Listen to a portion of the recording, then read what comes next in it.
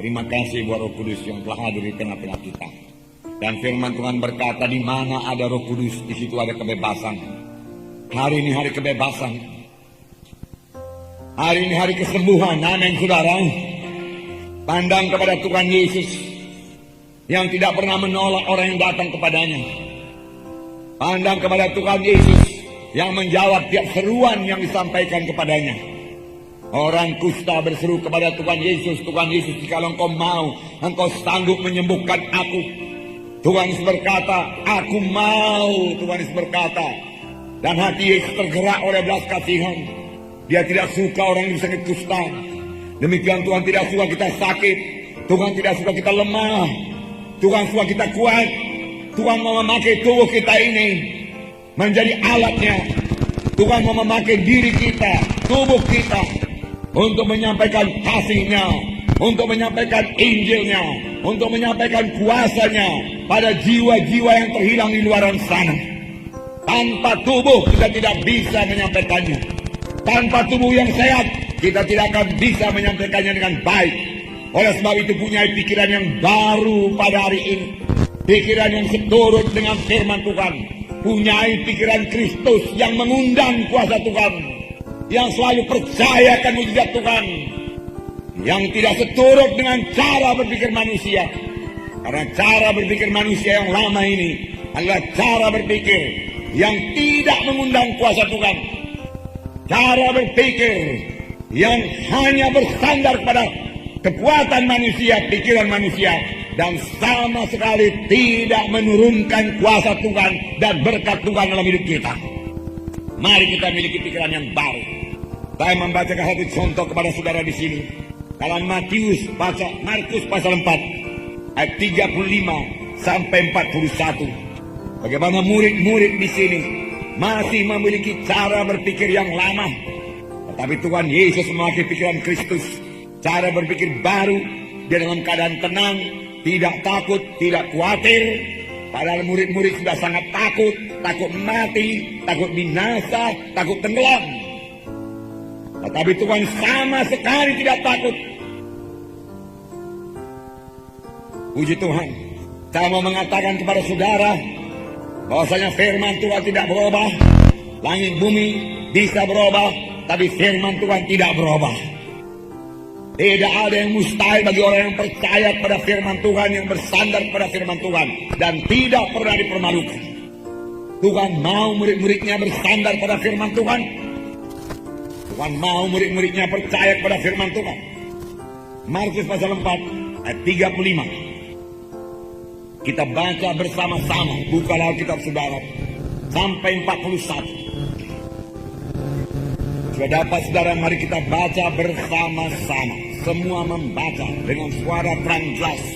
Bertambah saudara ucapkan firman Tuhan, bertambah mantap dia di hati saudara. Kita baca. Pada hari itu, waktu hari sudah petang, Yesus berkata kepada mereka, marilah kita bertolak ke seberang. Mereka meninggalkan orang banyak itu, lalu bertolak dan membawa Yesus beserta dengan mereka dalam perahu, di mana Yesus telah duduk, dan perahu-perahu lain juga menyertai dia.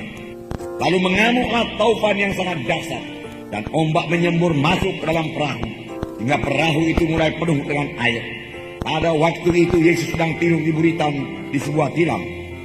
Maka murid-muridnya membangunkan dia dan berkata kepadanya, Guru, engkau tidak peduli kalau kita binasa. Ia pun bangun, menghardik angin itu, dan berkata kepada danau itu, diam, tenanglah. Lalu angin itu reda, dan danau itu menjadi teduh sekali. Lalu ia berkata kepada mereka, mengapa kamu begitu takut? Mengapa kamu tidak percaya?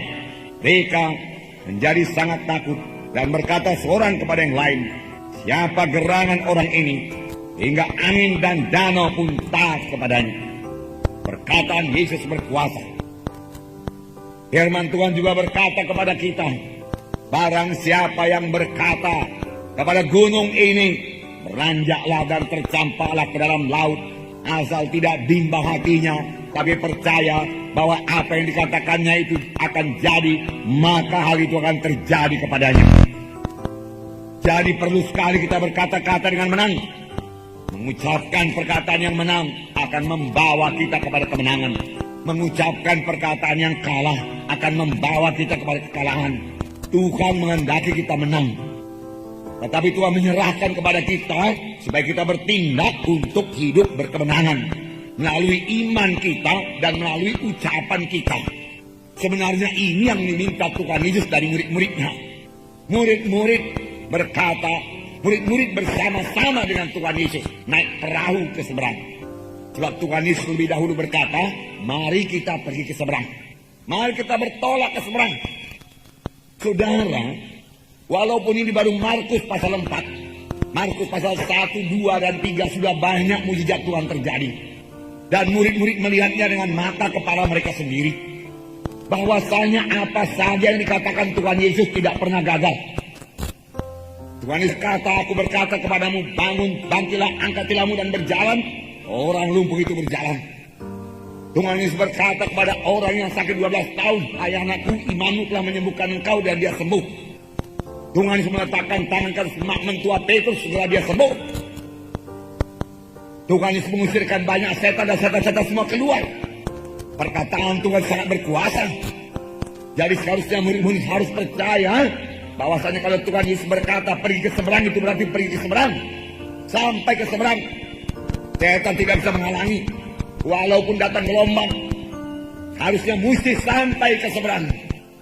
Tapi di sini kita melihat mereka meninggalkan orang banyak itu lalu naik perahu dengan Yesus beserta. Alangkah baiknya dalam perahu ada Yesus. Saudara butuh Yesus dalam kehidupan saudara. Mengharungi segala gelombang hidup ini perlu Yesus. Perlu bersama-sama dengan Yesus. Dan seharusnya kalau kita sudah bersama-sama dengan Yesus, jangan takut lagi. Kalau kita sudah bersama-sama dengan Yesus dan kita masih takut lagi, tanda pikiran kita masih pikiran yang lama, yang perlu dibaharui. Dan kenallah bahwasanya Yesus betul-betul dalam saudara. Karena saudara adalah rumah Roh Kudus. Amin, saudara. Roh Kudus tinggal dalam saudara, amin. Saudara tiap saat boleh bersekutu dengan Yesus. Tiap saat boleh berkata-kata dengan Tuhan Yesus. Untuk itu saudara perlu sadar akan kehadiran Tuhan Yesus selalu dalam hidup saudara. Sadari Yesus hadir dan berkata-kata dengan Yesus. Puji Tuhan. Tiba-tiba dalam perjalanan mengamuklah taufan yang sangat dahsyat.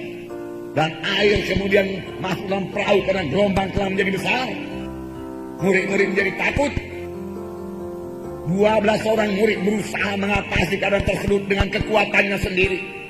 Boleh jadi mereka mengambil ember lalu menimba air keluar. Tetapi nyatanya tidak berhasil.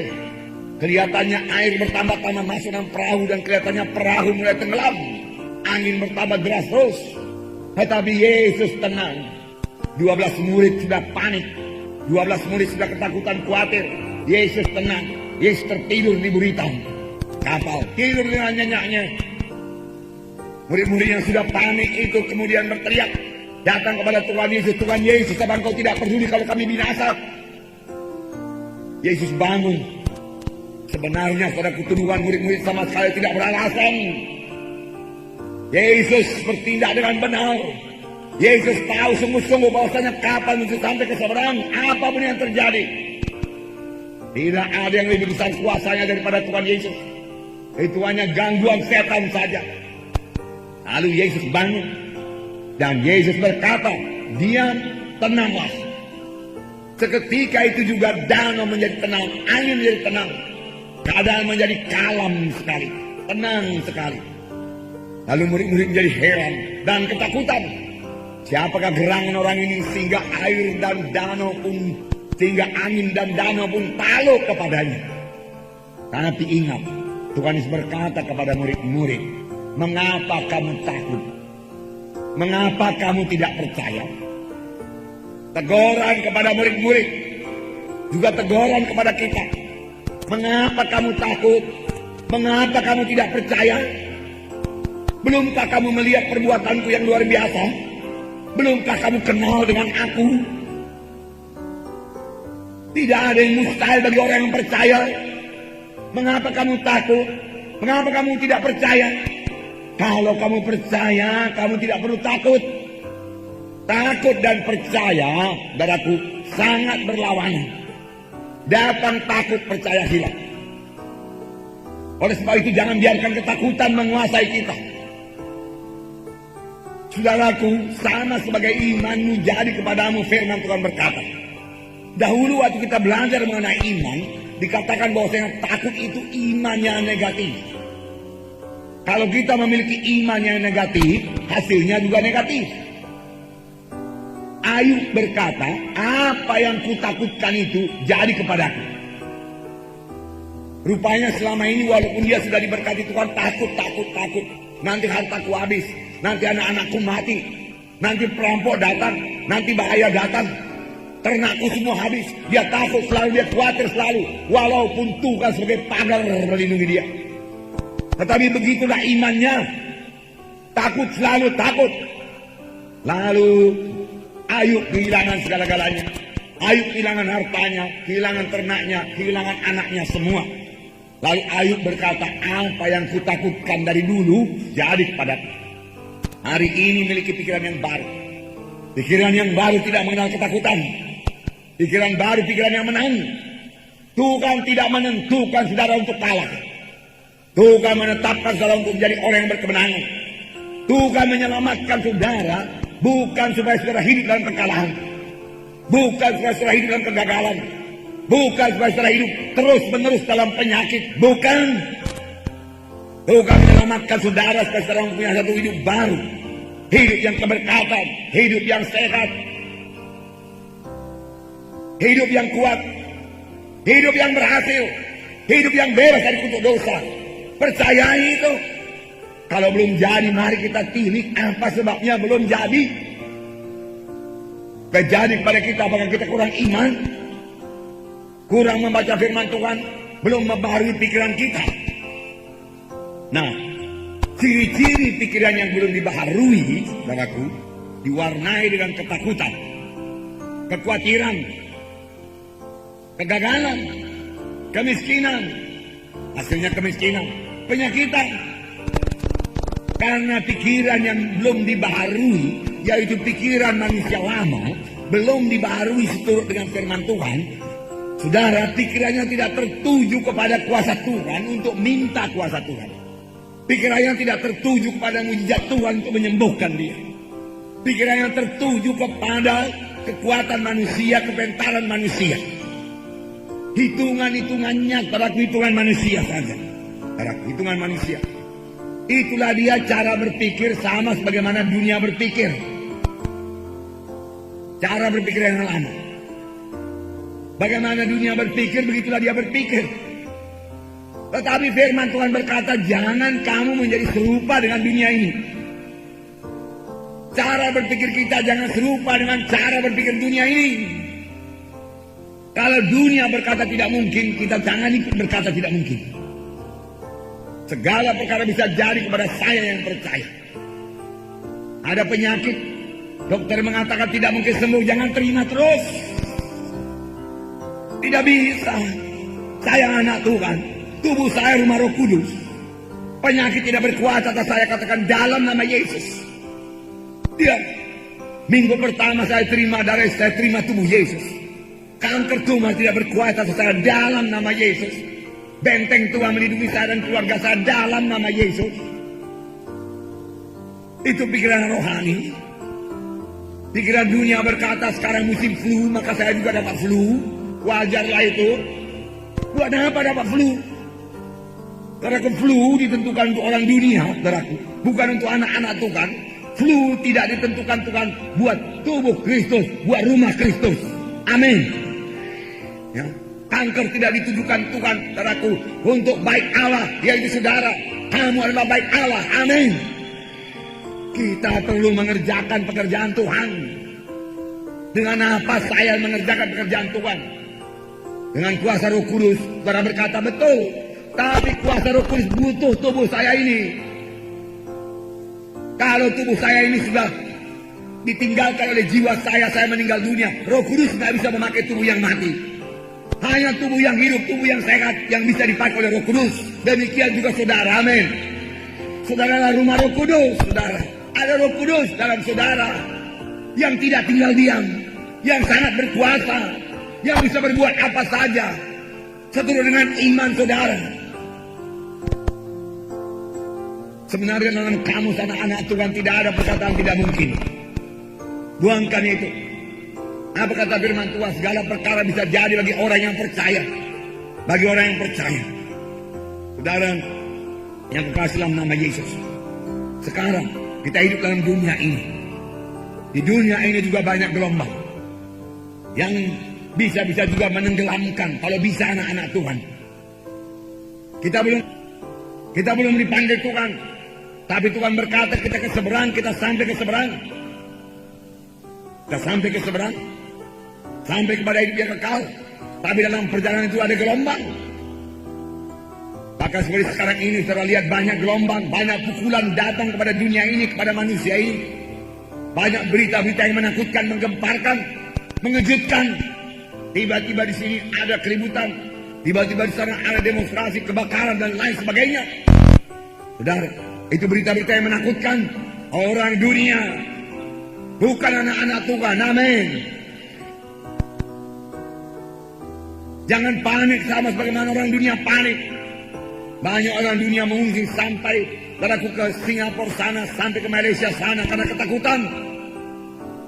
Saudara, kita tidak perlu mengungsi, saudaraku, amin saudara. Tidak perlu takut menghadapinya, saudaraku. Karena takut itu iman yang negatif. Kita belajar dari Yesus, amin. Yesus tenang.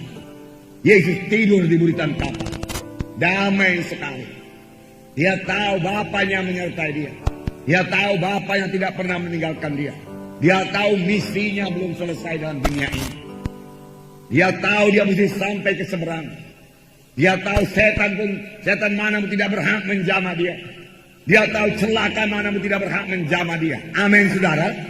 Bukankah demikian itu juga berlaku bagi kita? Amin. Perlindungan Tuhan sangat teguh kepada kita.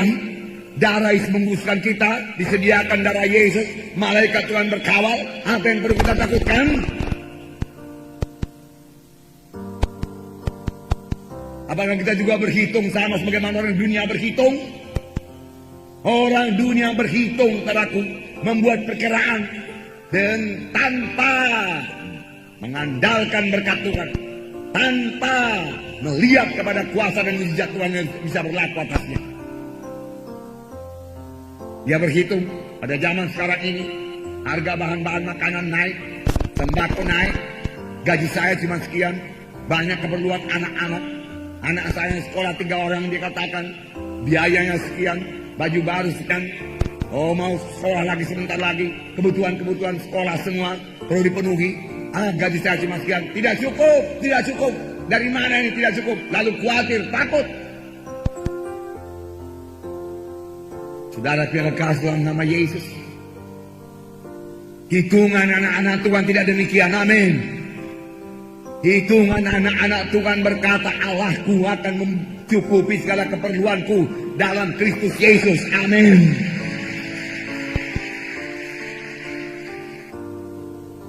Hitungan anak-anak Tuhan berkata, Tuhan Yesus datang supaya aku beroleh hidup yang berkelimpahan. Amin.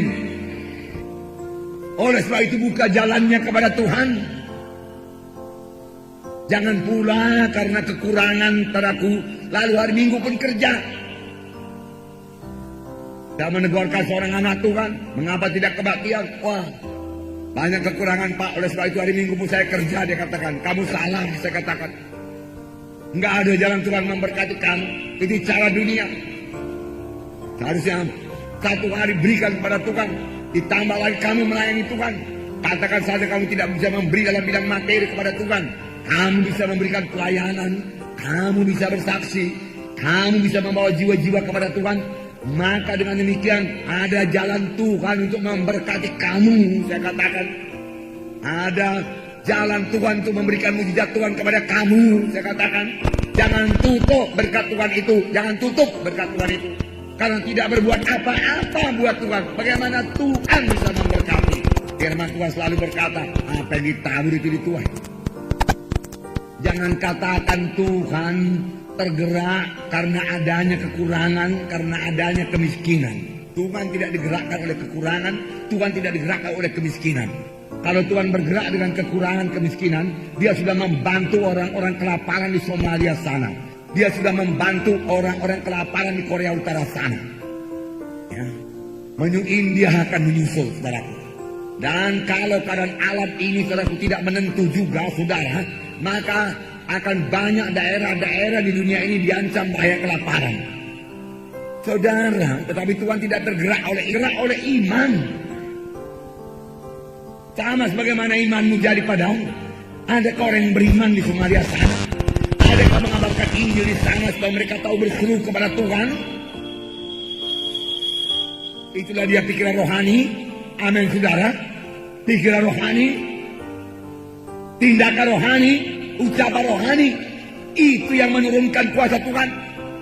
Pikiran duniawi, pikiran lama, ucapan manusia lama, tindakan manusia lama tidak akan mengundang kuasa Tuhan, tidak akan mengundang mujizat Tuhan. Amin. Miliki pikiran yang baru dalam Kristus. Cara berpikir yang baru dalam Kristus. Miliki cara berpikir yang baru dalam Kristus. Puji Tuhan. Puji Tuhan. Oleh sebab itu Roma 12 ayat 2 berkata, saya membacakan kepada saudara. Roma 12 ayat 2.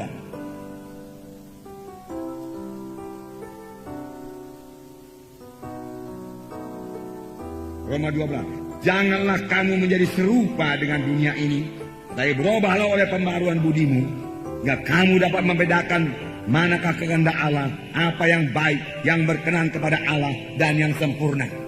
Jangan menjadi serupa dengan dunia ini. Jangan berpikir serupa dengan pikiran dunia ini. Jangan bertindak serupa dengan tindakan dunia ini. Jangan berkata-kata serupa dengan kata-kata orang dunia ini. Ya, kalau kata-katanya baik boleh ikut. Tapi kalau kata-katanya negatif, kalau kata-katanya tidak membangunkan iman, bertentangan dengan iman, jangan ikut. Kalau kata-katanya tidak patut, jangan ikut. Kalau pikirannya tidak sesuai dengan firman Tuhan, jangan ikut. Kenallah itu, saudaraku. Baru pikiran saudara. Mengapa kita perlu membarui pikiran kita? Karena pada waktu kita ini lahir baru, yang lahir baru itu roh kita. Pada waktu saya lahir baru, yang lahir baru itu hanya roh saya yang mati dalam Tuhan. Sebelum saya lahir baru, kamu dahulu mati oleh sebab segala kesalahan dan dosamu. Roh itu sebabnya saya tidak bisa berdoa. Tidak bisa, roh saya tidak bisa berdoa kepada Tuhan. Roh Kudus tidak bisa memakai roh saya. Karena pada waktu itu roh saya masih mati. Kemudian pada waktu saya menerima Yesus sebagai Tuhan dan Juru Selamat saya menyadari diri saya orang berdosa.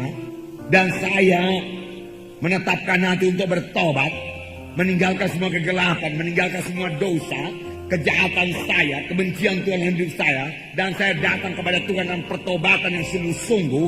Karena saya tahu akibat dosa itu maut, neraka yang kekal selama-lamanya. Dan saya menerima Tuhan Yesus dalam hati saya. Setelah saya mengaku semua dosa saya dan bertobat, saya terima Tuhan sebagai Tuhan dan Juru Selamat saya. Yesus masuk dalam hati saya. Pada waktu itu roh saya menjadi hidup. Tentu saja dosa saya diampuni semuanya. Dan saya disucikan oleh darah Yesus. Dan saya menjadi kejadian yang baru. Tapi saya mau mengatakan kepada saudara, tidak semuanya menjadi baru. Tidak, saudaraku. Hanya roh saya yang lahir baru. Tubuh saya masih tubuh yang lama. Tidak jadi sempurna. Tidak. Nyatanya rambut saya juga tidak tumbuh waktu saya lahir baru, saudaraku. Ya. Waktu saya lahir baru rambut saya masih lebat, saudaraku. Ya. Bahkan sudah lahir baru hilang rambutnya, saudaraku. Nah, saudaraku, tubuh saya masih tubuh yang lama. Dengan keinginan-keinginannya yang lama. Dengan keinginan tubuh yang lama, dengan keinginan daging yang lama, yang suka berlajat-lajat, yang suka kenikmatan hidup, yang suka bermalas-malas. Saudara, itu tubuh saya ini belum berubah. Itu sebabnya minggu depan diberikan pada saudara firman Tuhan memerangi tubuh. Supaya jangan diikuti kehendak daging ini. Kehendak daging ini apa maunya? Memuaskan hawa nafsu, bermalas-malas. Dan firman Tuhan berkata itu membawa kepada kematian. Karena dengan tubuh, kehendak tubuh yang seperti itu Roh Kudus tidak bisa beroperasi dengan bebas dalam tubuh saya ini. Karena saya rumah Roh Kudus. Amin. Itu sebabnya firman Tuhan berkata, matikan tubuh ini. Kalau ayat 1 Roma 12 ini berkata, persembahkan tubuhmu di atas mezbah. Kalau sudah dipersembahkan di atas mezbah, segala sesuatu yang ditaruh di atas mezbah itu sudah mati. Gak ada lagi keinginannya. Baru Tuhan bisa bekerja. Baru Tuhan bisa memakai saudara. Tetapi bukan tubuh saja yang tidak lahir baru. Pikiran ini pun tidak lahir baru. Masih pikiran yang lama juga. Memang ada sukacita dari roh. Ada damai dari roh. Ada nyanyian dari roh. Ada firman Tuhan mulai masuk. Yang berusaha membaharui pikiran kita. Tapi belum 100% baru. Harus 100% baru. Oleh sebab itu pikiran kita ini perlu dibaharui. Karena pada waktu kita lahir baru, pikiran kita masih pikiran lama. Pikiran manusia lama. Yang cenderung suka dosa. Yang cenderung melamun-lamunkan dosa. Yang cenderung menyombongkan diri. Membesarkan siaku. Berpusat pada diri sendiri. Kalau saudara berdoa bu orang sakit, dalam nama Yesus aku meletakkan tangan padamu. Dalam nama Yesus, dalam nama Yesus, dalam nama Yesus, dalam nama Yesus. Gak jadi apa-apa. Dalam nama Yesus aku meletakkan tangan padamu. Dalam nama Yesus, terima kesembuhan dalam nama Yesus. Terima kuasa Tuhan dalam nama Yesus. Sembuh dalam nama Yesus. Bangkit dalam nama Yesus. Bangun dalam nama Yesus. Ucapkan. Ucapkan, ucapkan, ucapkan. Amin. Ucapkan. Apa kata Petrus? Dalam nama Yesus, Yesus orang Nazaret, bangun dan bangkit. Kalau belum jadi bangun, belum jadi bangkit, tambah satu lagi tindakan. Apa itu? Pegang tangannya. Bangkitkan dia, praktekkan kesembuhannya. Amin. Jalan dalam nama Yesus. Tuhan Yesus berkata, angkat tilangmu, berjalan. Ada perintah. Amin. Tuhan Yesus tidak memandang ke sana, tidak berkata apa-apa, tapi dia berkata, jadilah terang, jadi terang. Kalau dia tidak berkata apa-apa, nggak jadi. Dia berkata, diam, tenanglah. Laut jadi tenang. Angin jadi tenang. Amin. Ucapkan. Cuma karena dia Tuhan Yesus, dia tidak berkata dalam nama Yesus. Kalau kita perlu dalam nama Yesus, ucapkan. Alami mujizat Tuhan. Ucapkan. Amin. Dalam nama Yesus. Nah,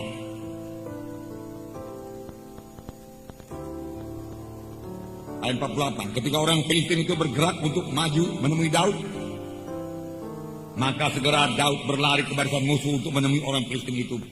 Lalu Daud memasukkan tangannya dalam kantungnya, diambilnya sebuah batu dari dalamnya, diumbannya, maka kenalah dahi orang Filistin itu, sehingga batu itu terbenam dalam dahinya dan terjerumuslah ia dengan mukanya ke tanah. Demikianlah Daud mengalahkan orang Filistin itu dengan umban dan batu. Ia mengalahkan orang Filistin itu dan membunuhnya tanpa pedang di tangan. Daud berlari ke barisan musuh. Apa artinya? Daud tidak menunggu. Daud tidak pasif. Daud maju. Jangan berkata, kalau memang Tuhan mau menyembuhkan aku, tentu dia sembuhkan. Terima kesembuhan daripadamu Tuhan. Sekarang aku sembuh Tuhan. Aku bertindak Tuhan. Oleh bilur Yesus aku sudah sembuh dalam nama Yesus. Roh Kudus menghidupkan tubuh yang panah. Haleluya. Jangan katakan, oleh bilur Yesus nanti saya sembuh. Oleh bilur Yesus saya sudah sembuh. Itu firman Tuhan. Amin. Rebut kesembuhan saudara. Ofensif. Amin. Daud tidak defensif. Bertahan. Goliat datang. Oke, datanglah kau datang. Daud berlari menghadapi Goliat. Ofensif. Jangan tunggu jiwa-jiwa datang ke KKS sudah. Kejar dia bawa ke KKS. Jangan tunggu jiwa-jiwa datang ke gereja, kejar dia, bawa ke gereja, amin. Yesus menjalani segala kota dan desa untuk memberitakan Injil. Paulus mengadakan perkabaran Injil yang pertama, perjalanan Paulus perkabaran Injil yang kedua, perjalanan Paulus perkabaran Injil yang ketiga. Jalan. Demikian juga kita akan berjalan, amin. Untuk mengabarkan Injil Tuhan. Perlu bergerak. Dengan daging itu yang menunggu. Bawa pada kekalahan. Kalau Tuhan mengendaki orang selamat di kota Medan, kan dia datang yang Herminaul cukup besar, terkenal. Dan Singamangaraja pun dikenal orang kok.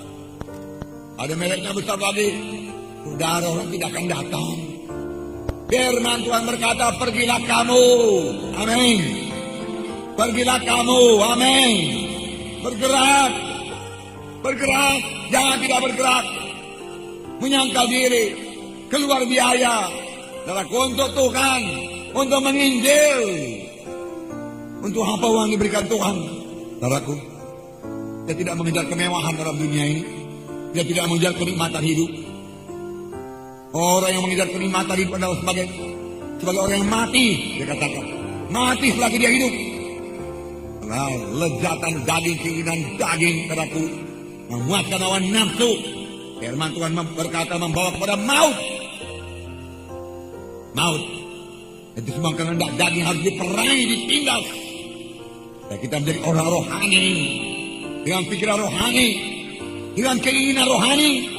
Jangan sampai terjadi pada bagi minggu yang lewat dikatakan banyak perempuan-perempuan yang pada akhir zaman dikatakan syarat dengan keinginan-keinginan dunia ini. Keinginan-keinginan daging. Yang senantiasa belajar tapi juga sampai kepada kebenaran.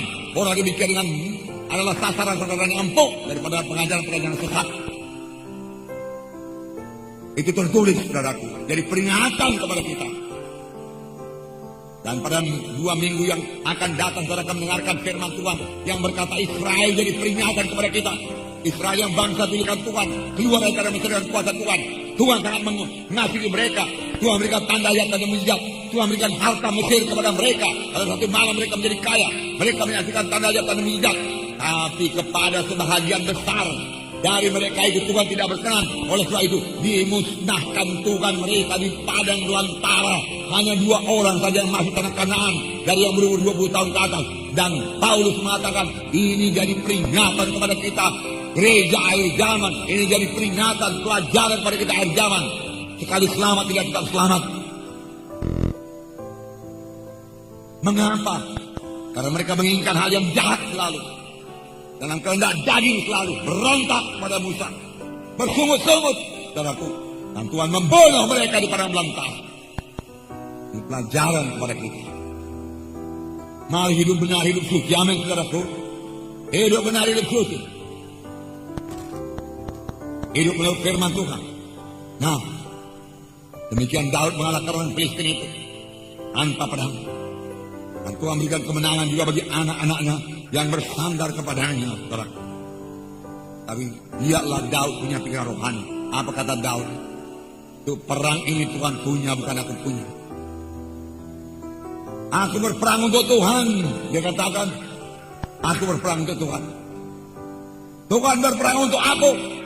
Ini bala tentara Tuhan yang hidup. Dan kau Goliat, engkau menghujat bala tentara Tuhan yang hidup. Engkau menghujat Tuhan. Aku membela Tuhan. Dan Tuhan menyertai orang yang membela dia. Saul tidak mengerti hal tersebut. Dia pikir Saul pikir tentaranya sama dengan tentara orang dunia ini. Jadi kalau jumlah tentaranya 10.000, tentara orang dunia 30.000 nggak mungkin menang. Itu hitungan dunia. Itu pikiran lama yang belum dibaharui. Tahukah saudara bahwasanya Gideon dengan 300 orang tentara mengalahkan ratusan ribu tentara musuh? Bersandar kepada Tuhan. Pada waktu Yosafat dikepung oleh Raja Moab. Orang Moab, orang Huinim, orang dari pegunungan Seir. Yosafat mengumpulkan rakyatnya semua. Berdoa dan berpuasa. Dan berdoa kepada Tuhan. Kalau bukan engkau Tuhan, engkau tidak bisa. Kami tidak bisa selamat lagi. Engkau menolong kami. Lalu Tuhan berperang buat Yosafat. Mengalahkan musuh-musuhnya semua. Pikiran rohani.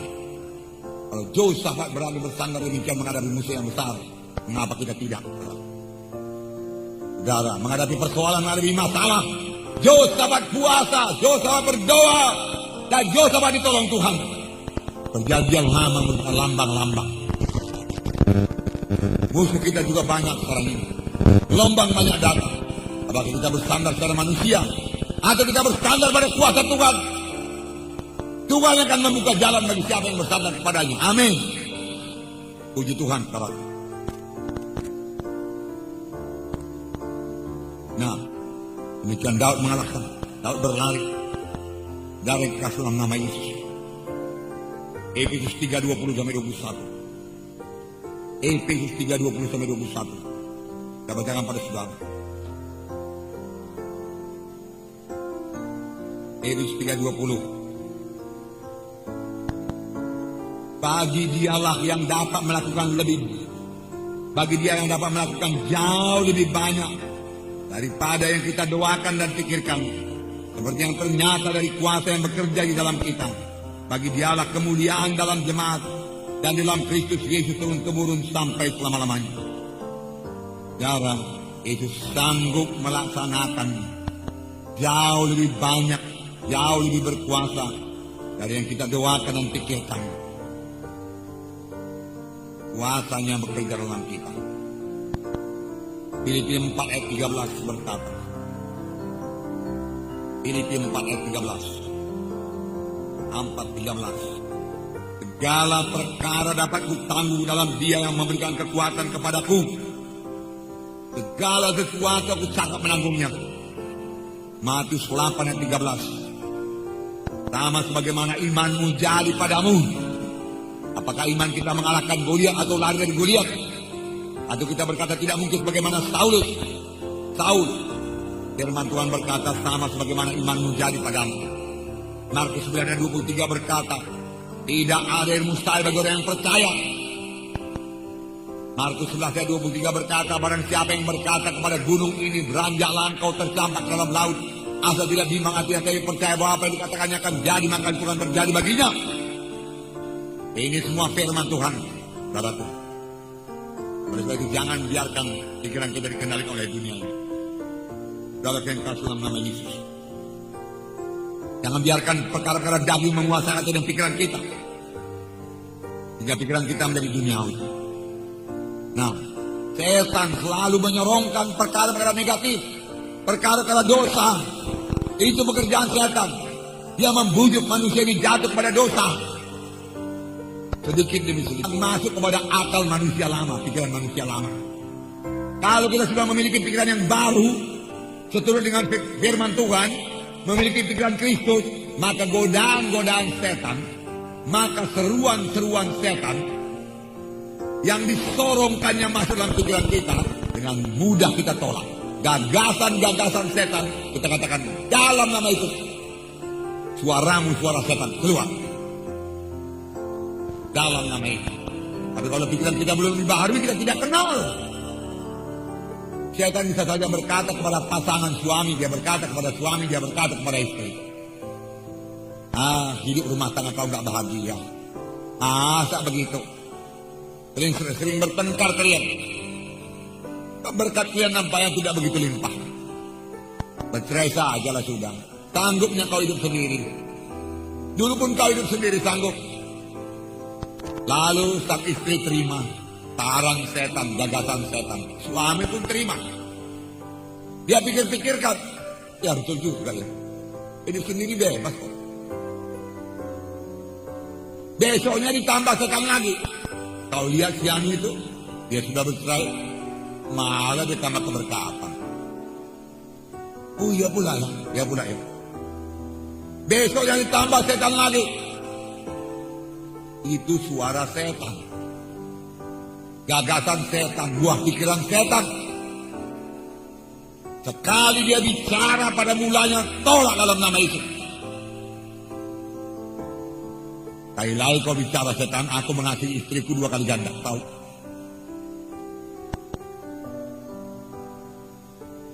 Kali-kali kau bicara setan, aku beli hadiah pada istriku dalam nama Yesus. Amin. Tak akan berani setan itu bicara lagi. Tapi kalau kita terima, Oh, dia katakan lagi. Dia tawarkan sama sebagaimana dia tawarkan kepada Hawa. Hawa, dialah dosa itu. Dialah buah itu. Enak kan? Enak. Menarik untuk dimakan. Masa Tuhan melarang? Sekarang dia berkata, lihatlah dosa itu. Enak kan? Enak. Alah, semua orang dunia pun bikin itu. Masa kau lain pula sendiri. Jangan aneh-aneh lah pada zaman modern ini. Kalau tidak segera kita tolak, besok dia tambah lagi. Besok dia tambah lagi. Segera tolak dalam nama Yesus. Dan itu hanya bisa kalau saudara sudah memiliki pikiran yang baru. Pikiran yang baru. Amin.